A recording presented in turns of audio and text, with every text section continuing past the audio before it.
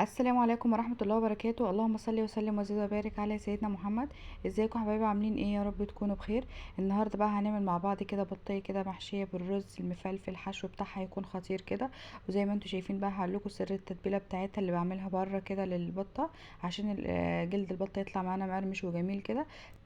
اول حاجه كده معانا بطايه كده زي ما انتم شايفين كده، مغسوله بميه وملح وليمون ودقيق، ونقعنا فيها كده نص ساعه ولا حاجه، زي ما انتم شايفين معايا بالشكل ده كده، ونشفناها كويس جدا. اول حاجه بقى هنعملها مع بعض، هنعمل الحشو بتاعنا. معانا كده الرز اهو زي ما انتم شايفين كده، غسلاه ونقعاه كويس ومنضفاه. هنحط عليه شويه من البصل المبشور زي ما انتم شايفين كده، او بصل متقطع، اهم حاجه يكون متقطع ناعم، وشويه من الملح وشويه من الفلفل الاسود زي ما انتم شايفين كده معايا يا جماعه. خطوات بسيطه وفي الاخر هيطلع معانا طعم جميل جدا، وريحه كانت خطيره، والشوربه بتاعتها جميله جدا.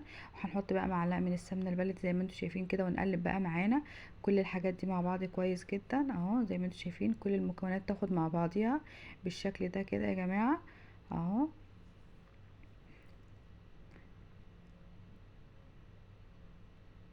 هنبدأ بقى نجيب معانا البطية بالشكل ده، ونبدأ بقى نحط فيها الرز كده، واهم حاجة ما نكترش في الرز عشان يطلع معانا مفلفل كده، ما يكونش معجن ولا اي حاجة اهو زي ما انتم شايفين كده.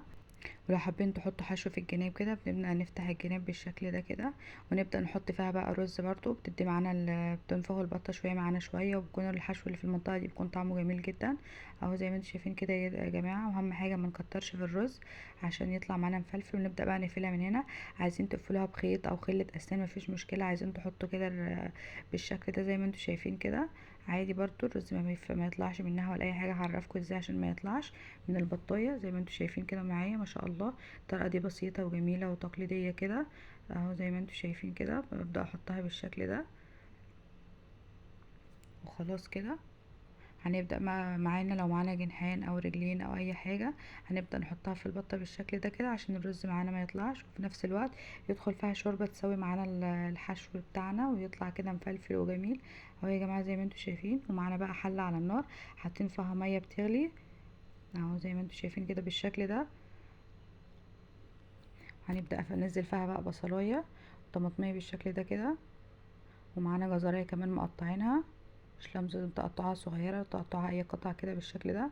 ونحط بقى شوية من ورق اللورا، نحط معانا حبهان بالشكل ده كده،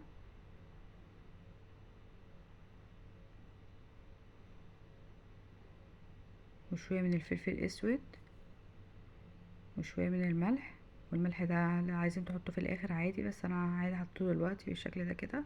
ونبدأ بقى ننزل فيهم بالبطايه بالشكل ده كده اهو يا جماعة. هنبدأ بقى نغطيها ونسيبها على نار هادية كده تستوي، عايزين تعلوا عليها النار عادي مفيش مشكلة اهو زي ما انتم شايفين كده. وهنبدأ اول ما تبدأ تفور شوية، لو في اي حاجة طلعت على الوش كده بنبدأ نشيلها، بس انتوا لو غسلين معاكم البطاية كويس مش هتطلع اي حاجة زي ما انتم شايفين كده. ما طلعتش معايا اي حاجة خالص من الريم اللي بيطلع على وش الشوربة ده زي ما انتم شايفين. وهبدأ برضو اقلبها على الناحية التانية كده لما اتاكد ان هي استوت وخلاص. شايفين ما شاء الله الشوربه بتاعتها سمينه ازاي وجميله جدا يا جماعه، والطعم جميل. حطيتها فيها المعلقه كده بالجنب، بدات تفتح كده، يبقى خلاص هي استوت معايا. شايفين ما شاء الله الشوربه جميله جدا وطعمها كانت خطير، قلبت كده البيت من جمالها. هنبدا بقى نعمل مع بعض التتبيله اللي هنحطها على البطه كده، وهي اللي هتخلي الجلد معانا مقرمش كده وطعمه جميل. معانا كده مع شويه من الصلصه، 3 4 معالق كده من الصلصه بالشكل ده طبعا معلقه صغيره، وشويه من السكر يا جماعه. ولو ما كانش فيه سكر مثلا حطوا عسل نحل او عسل اسود عادي مفيش مشكله.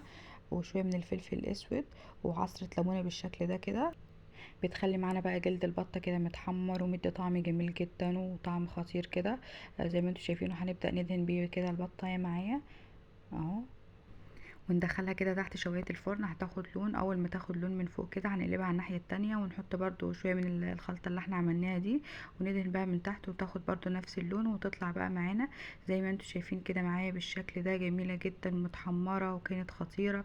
والرز بتاعها مفلفل وجميل جدا يا جماعه، الخشو كان خطير زي ما انتم شايفين ما شاء الله معايا الشكل جميل ازاي، ومديها طعم وريحه كانت في البيت خطيره.